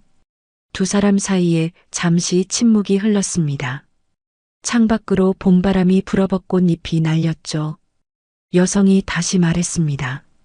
그런데 작년에 깨달았어요. 죽은 사람을 붙잡고 있는 건 그 사람도 나도 불행하게 만드는 일이라는 걸. 사랑했던 추억은 간직하되 현재를 살아야 한다는 거요. 성우는 그녀의 이름을 물었습니다. 저는 한서연이라고 해요. 그리고 사장님이 박성호 씨시죠? 사실 알고 있었어요. 동네에서 유명하시거든요. 첫사랑을 위해 책방을 연 로맨틱한 남자라고. 성우는 쑥스럽게 웃었습니다. 과장된 소문이에요. 그저 약속을 지켰을 뿐이죠. 서연은 고개를 저었습니다. 그게 얼마나 대단한 일인데요. 약속을 지키는 것, 사랑을 이어가는 것. 요즘 세상에 그런 사람이 얼마나 있겠어요. 그날 이후 서연은 화요일뿐 아니라 자주 책방을 찾았습니다. 때로는 자신이 운영하는 찻집에서 만든 쿠키를 가져오기도 했죠. 성우와 서연은 자연스럽게 친구가 되어갔습니다. 책 이야기, 인생 이야기, 그리고 때로는 떠난 사람들의 이야기도 나눴죠. 어느 날 서연이 특별한 제안을 했습니다. 우리 책방이랑 찻집을 연계해 보는 건 어때요? 책을 사면 차를 할인해주고 차를 마시면 책을 할인해주는 거예요. 사람들이 책도 읽고 차도 마시며 여유를 즐길 수 있게요. 성우는 좋은 아이디어라고 생각했습니다. 지은이도 분명 좋아했을 거예요. 책과 차, 그리고 사람이 어우러지는 공간. 그게 그녀가 꿈꾸던 거였으니까. 그래서 두 사람은 협력하기로 했습니다. 봄이 깊어가던 어느 날 성우는 서연과 함께 망우공원 묘지를 찾았습니다. 지은이의 무덤에 인사를 드리러 간 것이었죠. 무덤 앞에는 이미 누군가 다녀간 흔적이 있었습니다. 신선한 꽃이 놓여 있었던 겁니다.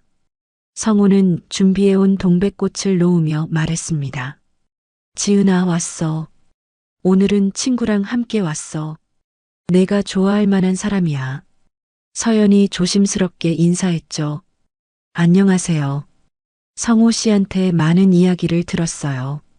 멋진 분이셨던 것 같아요. 돌아오는 길 서연이 말했습니다. 지은 씨가 대단한 분이네요. 그런 사랑을 할 수 있다니. 성우는 하늘을 올려다봤죠. 맞아요.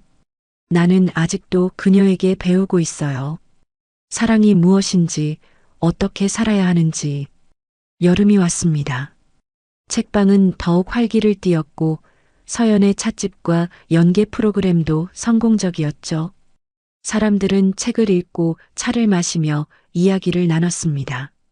때로는 성우가 북토크를 열기도 했고 서연이 다도 강습을 하기도 했습니다. 어느 저녁 책방을 정리하던 성우는 책장 사이에서 봉투 하나를 발견했습니다. 겉에는 1년 후 열 것이라고 적혀 있었죠. 지은이가 또 하나 남긴 게 있었던 겁니다. 봉투를 열자 짧은 편지가 나왔습니다. 성우야, 1년이 지났구나. 이제 너도 새로운 삶에 적응했을 거야. 혹시 좋은 사람을 만났니? 만났으면 좋겠다. 그 사람과 행복하길 바라. 그게 내가 진짜 바라는 거야. 사랑은 계속되어야 하니까. 성우는 편지를 읽고 미소를 지었습니다. 그리고 서연에게 전화를 걸었죠. 내일 시간 있으세요? 같이 저녁 먹을래요? 서연은 기꺼이 좋다고 대답했습니다. 다음 날 저녁 두 사람은 바닷가 레스토랑에서 식사를 했습니다. 석양이 바다를 붉게 물들이고 있었죠. 서연이 말했습니다. 오늘따라 바다가 참 아름답네요. 성우는 고개를 끄덕였습니다. 네, 정말 그러네요. 살아있다는 게 감사한 순간이에요. 가을이 왔고 성우와 서연의 우정은 조금씩 다른 감정으로 변해갔습니다. 급하지 않게, 서두르지 않게, 자연스럽게 서로에게 다가갔죠. 두 사람 다 상처가 있었지만 그래서 더 서로를 이해할 수 있었습니다. 어느 날 성우는 지은이의 반지를 빼서 작은 상자에 넣었습니다. 그리고 책방 한 구석, 지은이의 사진 옆에 놓았죠. 지은아, 이제 나도 앞으로 나아갈게. 내가 바랐던 대로. 고마웠어. 덕분에 다시 살아갈 수 있게 되었어. 겨울이 다가오던 날, 첫눈이 내렸습니다. 성우는 책방 문 앞에 서서 하늘을 올려다봤죠. 하얀 눈송이들이 조용히 내려오고 있었습니다. 그때 뒤에서 누군가 우산을 씌워주었습니다. 서연이었죠. 눈 맞으면 감기 걸려요. 서연이 부드럽게 말했습니다. 성우는 그녀를 바라보며 말했죠. 고마워요. 우산도 그리고 모든 것도. 두 사람은 나란히 서서 눈을 바라봤습니다. 따뜻한 침묵이 흘렀죠. 그날 밤 성우는 일기를 썼습니다. 오늘도 눈이 왔다. 작년과 같은 눈이지만 기분은 다르다. 이제는 슬프지 않다. 오히려 감사하다. 지은이 덕분에 다시 살아가는 법을 배웠고 다시 사랑할 수 있는 용기를 얻었으니까. 사랑은 끝나지 않는다. 형태를 바꿔가며 계속된다. 그것이 지은이가 내게 가르쳐준 마지막 교훈이었다. 책방 문 앞에 또 하나의 택배가 도착했습니다. 이번엔 발신인이 분명했죠. 딸 수진이가 보낸 것이었습니다. 상자를 열자 사진 액자와 편지가 나왔습니다. 사진은 성우와 서연이 책방 앞에서 함께 찍은 것이었죠. 수진이 몰래 찍어 보낸 것이었습니다. 아빠, 사진 잘 받으셨죠? 두 분 정말 잘 어울리세요. 엄마도 지은 씨도 분명 기뻐하실 거예요. 아빠가 다시 웃을 수 있게 되어서 저도 행복해요. 사랑해요, 아빠. 그리고 서연 아주머니께도 감사하다고 전해주세요. 성우는 액자를 들고 책방 안으로 들어갔습니다. 카운터 위에 액자를 놓았죠. 옆에는 영숙의 사진과 지은이의 사진이 나란히 있었습니다. 세 개의 사진이 나란히 놓인 모습을 보니 이상하게도 평화로웠습니다. 봄이 다시 왔습니다. 기억의 서점은 이제 부산의 명소가 되었죠. 사람들은 책을 사러 오기도 하고 이야기를 들으러 오기도 했습니다. 성우와 서연의 사랑 이야기, 그리고 지은이의 아름다운 기다림에 대해. 어느 봄날 성우는 책방 앞에 작은 명판을 하나 더 달았습니다. 사랑은 기억 속에 영원히. 지은이가 남긴 마지막 메시지였죠. 지나가는 사람들이 명판을 보고 미소를 지었습니다. 그렇게 겨울에 시작된 이야기는 봄으로 이어졌습니다. 상자 속에 담겨 있던 첫사랑의 마음은 책방이 되어 많은 사람들에게 위로를 주었고, 성우는 새로운 사랑과 함께 두 번째 인생을 시작했습니다. 지은이가 바랐던 대로 사랑은 끝나지 않고 계속되었습니다.